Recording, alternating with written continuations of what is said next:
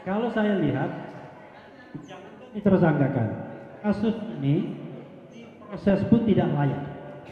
Jadi begini, ada orang mengatakan dengan argumentasi begini, kalau memang ijazah Jokowi itu asli, silakan Roy, Tifa, Rismon diproses dan lain sebagainya.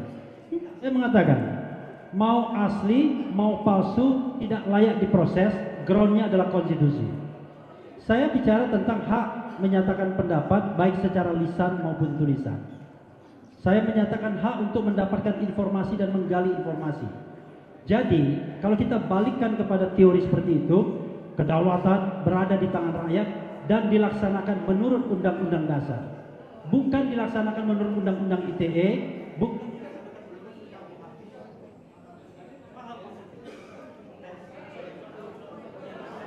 kayaknya tes. Ya.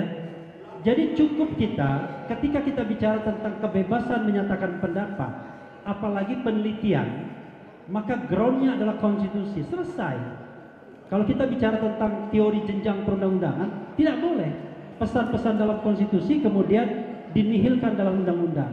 Karena itulah saya mengatakan, kalaupun misalnya judgement dari sebuah penelitian itu salah, keliru, maka yang terjadi adalah akan ada statement lain, penelitian lain yang membenarkannya. Tapi tidak boleh kemudian orang dikriminalkan. Apalagi kalau seandainya apa yang diteliti itu benar adanya. Jadi kawan-kawan semua, saya pun hakul yakin 99,99% ijazah Jokowi palsu. Dan kenapa saya mengatakan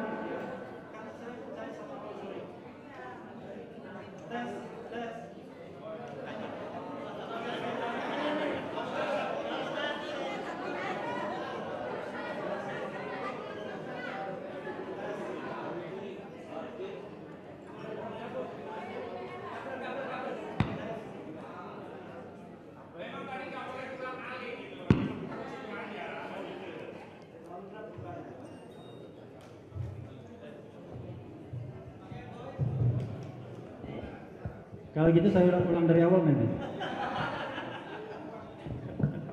Jadi kawan-kawan semua ya, jangan salah pun tidak boleh dikriminalkan. Kalau kita bicara tentang negara yang beradab, civilized country. Tapi kalau kita bicara negara yang tidak beradab seperti Indonesia saat ini, maka hal seperti itu terjadi. Jadi ya, imbauan saya akhirnya kepada pemimpin tertinggi di Republik Indonesia ini, yang bernama Prabowo Subianto. Saya from the beginning mengatakan, ini mohon maaf, saya dari awal mengatakan nggak percaya sama Prabowo. Kenapa?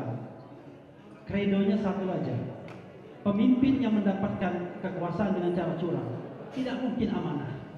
Yakin nggak? Tidak mungkin amanah pemimpin yang mendapatkan kekuasaan dengan cara curang. Cuma masalahnya di antara kita para aktivis ini masih berharap kasih waktu 3 bulan, 6 bulan, 1 tahun. Satu-satunya orang yang mengatakan tidak percaya sama Prabowo dari awal itu cuma Pak Narko aja. Hidup Pak Narko. Yang lain saya Didu, harap-harap cemas. Marwan Batubara, ya lumayan, agak kritis juga. 6 bulan. Refli Harun nggak percaya dari awal. Jadi Prabowo Subianto akan menawarkan mudah-mudahan seluruhnya. Alhamdulillah. Berapa jam dia melanggar sumpahnya dengan mengangkat TNI sebagai sekretaris kabinet. Itu melanggar undang-undang TNI. Jadi kawan-kawan semua, 2 hal itu kita harus lakukan. 1, selamatkan para tersangka, jangan ditahan, jangan ditangkap. Mudah-mudahan di SP3 kan, amin. Dan juga perjuangan kita untuk demokrasi ke depan, konstitusi ke depan tidak akan pernah. Itu adalah unfinished project. Ini adalah satu stepping stone. Tapi nanti kita akan menghadapi hal-hal lainnya. Nah, mudah-mudahan Allah Subhanahu Wa Taala bersama kita dan perjuangan ini tidak akan pernah berhenti. Wassalamualaikum warahmatullahi wabarakatuh. Merdeka! Ini menyampaikan 2 hal dulu ya. Hal pertama adalah concern saya terhadap para tersangka.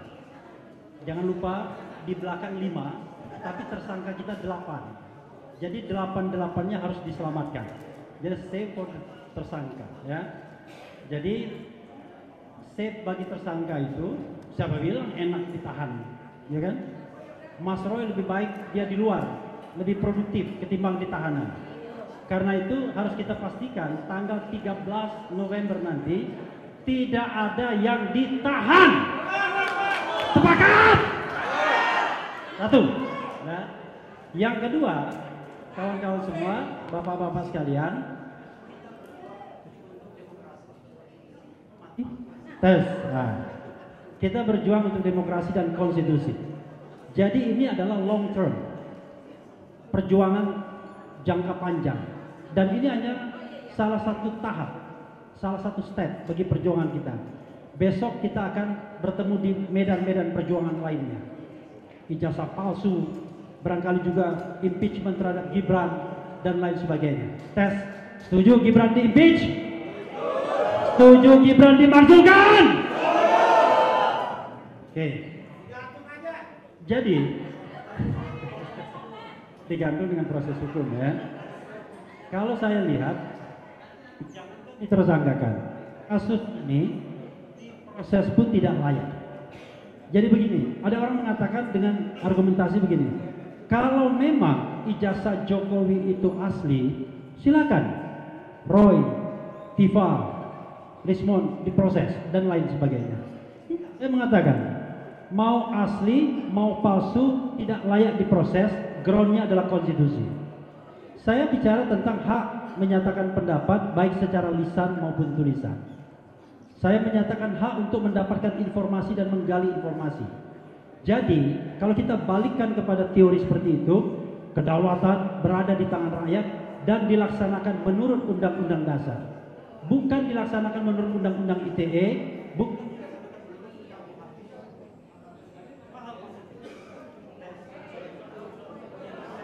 kayaknya tes. Ya, jadi cukup kita ketika kita bicara tentang kebebasan menyatakan pendapat, apalagi penelitian, maka groundnya adalah konstitusi. Selesai.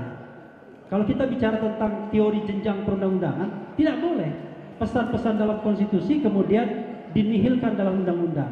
Karena itulah saya mengatakan, kalaupun misalnya judgement dari sebuah penelitian itu salah, keliru, maka yang terjadi adalah akan ada statement lain, penelitian lain yang membenarkannya. Tapi tidak boleh kemudian orang dikriminalkan. Apalagi kalau seandainya apa yang diteliti itu benar adanya. Jadi kawan-kawan semua, saya pun hakul yakin 99,99% ijazah Jokowi palsu.